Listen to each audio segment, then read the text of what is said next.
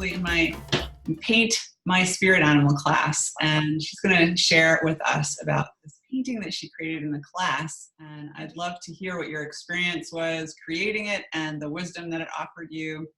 So take it away. Okay. I know that early on in the class, after we did a little research on what we thought our spirit animal was going to be, you asked us to think about what our intention for this piece was going to be, and what I had written down at the time, and or what really spoke to me was this idea of releasing what no longer serves you. I have been feeling very stuck for a long time, which was one of the reasons I signed up for the class. It sounded like a way that maybe it would help me get unstuck a little. And so that really resonated with me. You know, what do I not want in my life anymore? What do I do want in my life? And I wrote down at the time, and it's underneath everything I've put on top of it since then, but I had written down that my intention was to become unstuck, and unstuck from the point in my life where I felt betrayed, not allowed to become the person that I wanted to be, you know, freed from certain aspects of my past so that I could move on and leave it behind. And turtle was a very appropriate symbol that came up. I was a little skeptical at first. It's like, yeah, right, I'm gonna find a spirit animal.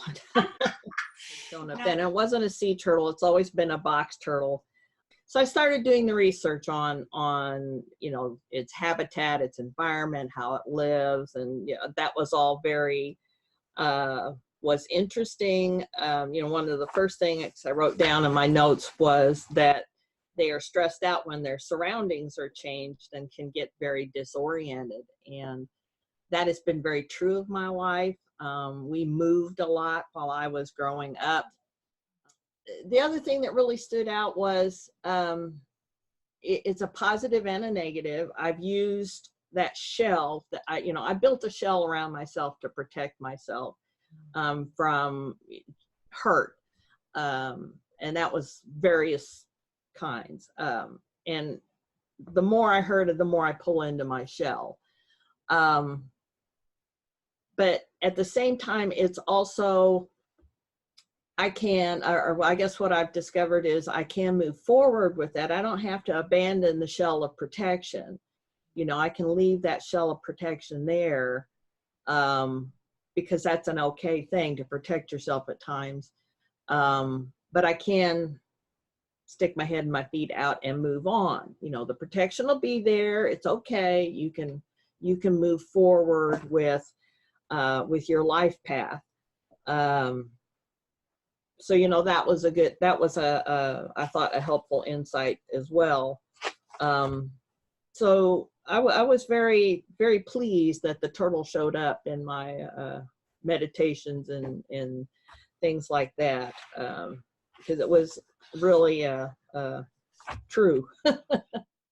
I would encourage anybody who's considering taking one of your classes, or in particular the spirit animal class, to do it. It might seem a little strange at first. I mean, if you're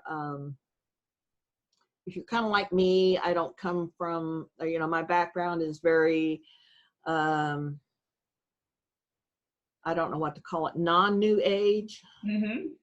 You know, being a little older, it's more based in the Christian traditions, or whatever you want to call it. Yeah. But I really believe that God can tell you things no matter where you're at or what you're doing, whether you embrace 100% of it or not. That's okay. But I would encourage you to do it just simply because you might be surprised what the spirit, whatever the spirit is for you, reveals to you. I never in a million years would have thought of a box turtle. Yeah, I would just encourage people to try it and see what comes up for you. You might be surprised at the insight you would gain for yourself personally. Cool. Thank you so much. You're welcome. I enjoyed it.